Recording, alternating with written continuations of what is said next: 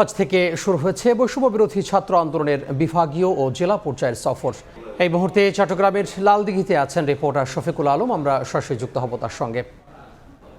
শিক্ষার্থীদের উপস্থিত হয়েছেন বিভিন্ন জায়গা থেকে খণ্ড খণ্ড মিছিল নিয়ে তারা এসে জড়ো হয়েছেন। এখানে কেন্দ্রীয় সমন্বয়ক হাসনাত আবদুল্লাহ কিছুক্ষণ আগে কিন্তু তিনি তার বক্তব্য শেষ করেছে। আপনি দেখতে পাচ্ছেন চট্টগ্রামের লালদিঘির মাঠে বিভিন্ন স্কুল কলেজ, সরকারি বেসরকারি বিভিন্ন স্কুল কলেজ থেকে কিন্তু হাজারো শিক্ষার্থীরা এসে এখানে জড়ো হয়েছেন এবং এখানে পুলিশ সদস্যরাও কিন্তু অংশ নিয়েছেন। এবং হাসান আবদুল্লাহ বলেছেন যে অন্তর্বর্তী সরকার নিয়ে তিনি একটি কথা বলছেন এই যে যতদিন পর্যন্ত যে আইন বিভাগ, বিচার বিভাগ এবং প্রতিষ্ঠান যতক্ষণ সংস্কার না হচ্ছে ততক্ষণ পর্যন্ত কিন্তু এই অন্তর্বর্তী সরকার তাদের কাজ করে যাবেন। এবং এখানে যে শহীদ রয়েছেন সেই শহীদদের স্মরণে কিন্তু এখানে নিরাপত্তা পালন করা হচ্ছে এবং যারা শহীদ হয়েছেন তাদের যে পরিবারের সাথে কিন্তু তারা সাক্ষাৎ করেছেন এবং আগামীতে রাষ্ট্র কোন দিকে যাবে, কিভাবে সংস্কার হবে সেই বিষয়টি নিয়ে কিন্তু এখানে কথা বলেছেন এবং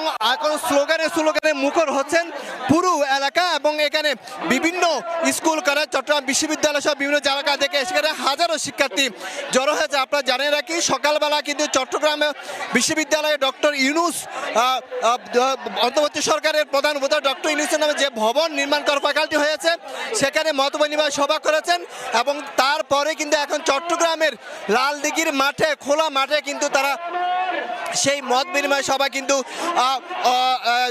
যুক্ত হয়েছেন। এবং এখানে আপনি যেকে জানিয়ে রাখি এখানে বেশ কয়েকটি বিষয়কে সামনে আনা হয়েছে। একটি হচ্ছে আগামীতে রাষ্ট্র কিভাবে পরিচালিত হবে, শহীদদের যে পরিবার রয়েছে তাদের সাথে সাক্ষাৎ এবং সামগ্রিক বিষয় নিয়ে কিন্তু মত বিনিময় সভা করবেন। এবং এর আগে কিন্তু হাসান আবদুল্লাহ তিনি বক্তব্য দিয়েছেন এই যে চট্টগ্রামের মাটিতে বারবার কিন্তু এই আন্দোলন চাঙ্গা হয়ে যায়। তিনি বলছেন আন্দোলন যখন থেমে গিয়েছিল তখন কিন্তু চট্টগ্রামে 16 তারিখ মুরাদপুর থেকে যে আন্দোলন শুরু হয়েছিল, যদিও সেদিন 4 জনকে শহীদ হতে হয়েছিল, সেই আন্দোলন কিন্তু এখনো পর্যন্ত চলমান আছে এবং সেই আন্দোলন এখনো চলছে। তিনি যেটি বলছেন অর্থাৎ আন্দোলন এখনো পর্যন্ত থেমে যায় না। তারা বলছে আসলে একটি দেশ স্বাধীন হওয়ার পরও কিন্তু সেই দেশকে পুনর্গঠনে কিন্তু অনেক সময় লাগে। তারই অংশ হিসাবে কিন্তু তারা বিভিন্ন জেলায়, উপজেলায় কিন্তু তারা সফর করছেন এবং সেখানে যাচ্ছেন এবং সেখানে গিয়ে কিন্তু নানা সাধারণ মানুষের সাথে, শিক্ষার্থীদের সাথে এবং সর্বস্তরের মানুষের সাথে তারা মত বিনিময় করছেন। আপনি দেখতে পাচ্ছেন এখানে লালদিঘির মাঠে লোকারন্ত শিক্ষার্থীরা পাশাপাশি সাধারণ মানুষও রয়েছেন এবং মোহর করতালিতে কিছুক্ষণ পর তারা মুখর হয়ে উঠছেন শিক্ষার্থীরা। আশেপাশে যেই স্কুল কলেজ রয়েছে সেখান থেকেও কিন্তু দল বেঁধে শিক্ষার্থীরা এসেছেন।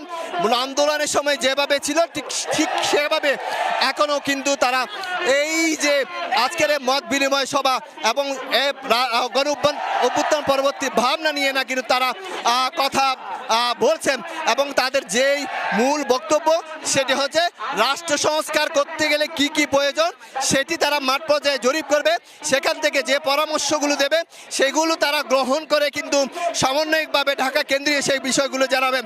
এবং এখান থেকে বেশ কিছু দাবি আসছেন আসলে পুলিশকে কিভাবে মাঠে এনে সক্রিয় করা যায় সে বিষয়টি বলা হচ্ছে। এবং যারা এই যে সমন্বয়কদের নাম ভাঙিয়ে বিভিন্ন অনিয়ম করছে, যারা দুর্নীতি করছে তাদেরকে বারবার সতর্ক করা হচ্ছে এবং সমন্বয়কদের নাম ভাঙিয়ে যারা তিনি হাসান আবদুল্লাহ সকালেও বলেছিলেন আসলে একসময় সমন্বয়কদের পাওয়া যায়নি কিন্তু এখন হাজার হাজার লাখ লাখ সমন্বয়ক আসছে, কিন্তু তিনি বলছেন এই সমন্বয়কদের নাম ভাঙিয়ে যারা অনিয়ম করছে, দুর্নীতি করছে, লুটপাট করছে তাদেরকে ছাড় দেওয়া হবে না। এবং বিশেষ করে তারা ফ্যাসিবাদ সরকারের যে অনিয়ম দুর্নীতি সেগুলো মানুষের সামনে তুলে ধরার চেষ্টা করছেন এবং তারা বলছেন যে আসলে যে ফ্যাসিবাদের যে চরিত্র যেই কাঠামো নিয়ে তারা দেশ শাসন করতেন সেটি এই বৈষম্য বিরোধী ছাত্র আন্দোলনের শিক্ষার্থীরা সেটি করবেন না। এবং সব কিছু মিলিয়ে যেটি বলা যায় এখানে লালদিঘির মাঠে হাজারো শিক্ষার্থী অংশগ্রহণ করেছেন।